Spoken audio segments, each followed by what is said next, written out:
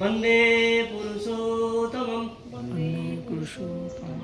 आज हम परम पूज्यपाद श्री श्री आचार्य देव जी के एक दिव्य संदेश के बारे में आलोचना करेंगे। शीर्षक है संतान का पालन पोषण। एक माँ आचार्य देव के समीप रोते हुए बोली, मेरा लड़का बहुत मेधावी था, अच्छी नौकरी करता था। एक लड़की से उसे अफेयर प्यार हो गया और लड़की उसको प्रपोज भी कर ली थी और बाद में उसको इनकार कर दी और ये सहन नहीं कर पाया और सहन ना कर पाने से वजह से लड़के ने आत्महत्या कर लिया। शिष्य आचार्य देव ने दृढ़ चित्त से कहा, बचपन से ही उसने जो चाहा है वही पाया है, इसीलिए रिजेक्शन या अस्वीकृति क्या है वह नहीं समझ पाया था और बाल बच्चों का हर इच्छा की पूर्ति सब समय नहीं करनी चाहिए। ऐसा होने पर आत्मविश्वास की जो शक्ति होती है वो जागृत नहीं होती है और यह उसका ही परिणाम है। चलना सीखने के दौरान गिर जाने पर बच्चे पर अपना लाड प्यार वो इजहार ना करके उसे स्वयं खड़ा होने दें और इसमें वह आत्मनिर्भर बनना सीखेगा।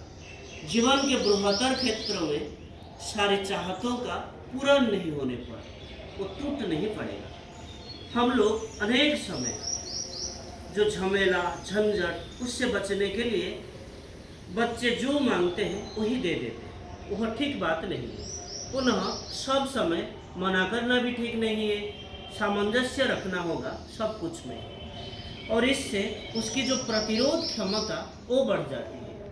हिंदी में एक कहावत है, अगर पुत्र मूर्ख हो तो उसको सब संपत्ति नहीं दे देना चाहिए क्योंकि वो बर्बाद कर देगा, और पुत्र अगर योग्य हो तो उसको सब कुछ देने की भी आवश्यकता नहीं है क्योंकि वो अपने योग्यता से वो अर्जन कर लेगा। सबसे पहले बच्चों को इष्टनिष्ठ बनाना चाहिए। अपनी हर तरह की समस्या का समाधान वह स्वयं कर सकेगा और उसको आत्मनिर्भर होना कैसा है वो सिखलाइए। फिर बड़ जोड़ा पश्चिम बंगाल से एक माँ ने निवेदन की, लड़के का विवाह दे दी थी, 5 वर्ष के बाद उसके डिवोर्स भी हो गया है और पुनः विवाह करेगा और जिससे कि बाकी जीवन सुख शांति से व्यतीत कर सके उसके लिए आप आशीर्वाद दीजिए। शिष्य आचार्य देव बोलते हैं, पुनर्विवाह करके सुख से सभी रह सकेगा जब पहले वाली शादी के दाम्पत्य के संपर्क में अपने अंदर जो भी छुपी दोष त्रुटियों को खोज करके उसका संशोधन करेगा।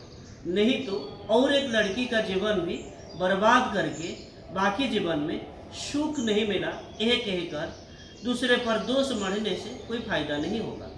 फिर उक्त माँ बोलती है, जी मेरे लड़के की कोई समस्या नहीं है, बहू ठाकुर जी को नहीं मानती थी और लड़के की मुख्य समस्या यही थी। शिष्य आचार्य देव बोलते हैं, ऐसे कैसे हो सकता है? मैं ठाकुर जी को मानता हूँ और ठाकुर जी को लेकर मैं आनंद में हूँ। जगत में और भी 90 लोग अभी भी नहीं मानते हैं, लेकिन ठाकुर जी के संबंध में वो जानते भी नहीं है और उस कारण क्या मैं जगत के उस सभी लोगों को और सभी लोगों के साथ झगड़ा करने लग जाऊंगा। मैं ठाकुर जी को मानता हूँ लोगों से प्रेम करने के लिए ना, या लोगों के साथ या सभी के साथ झगड़ा करने के लिए। तब यही समझना होगा कि मैं चाहे और जो भी क्यों ना मानूं या जो भी क्यों ना मानता हूँ, ठाकुर जी को नहीं मानता। मेरे ही अंदर यदि ऐसा प्रेम नहीं रहे तो मेरी पत्नी क्यों मेरी बात सुनेगी? जब माता पिता बने हैं तो पहले लड़के की त्रुटियां वो कहाँ पर है, उसकी गलती कहाँ है, उसे स्वीकार करें। जो गलत है, जो अन्याय है, उसे समझाए और ज़रूरत पड़ने पर माता पिता का काम है उसको डांट डपट कर संतान को ठीक करना और मानसिक रूप से पहले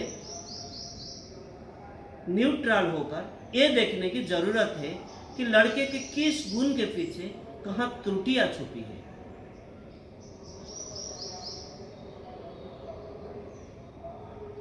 यदि उसके साथ कोई त्रुटियां रहती है तो फिर उसको सुधारने के बाद विवाह के लिए आगे कदम बढ़ाना चाहिए। सिर्फ लड़के की बात पर विश्वास कर लेना ये अच्छे माता पिता का लक्षण नहीं है, और उससे अपना जीवन भी बर्बाद होता है और लड़के का जीवन भी बर्बाद होता है। समाज की बातें तो छोड़ ही दीजिए। ये घटना आलोचना पत्रिका में प्रकाशित हुआ था दिसंबर 2023 में, और इसको संकलन किए थे श्री सम्राट दास दादा ने। तो आज के लिए इतना ही। वंदे पुरुषोत्तम।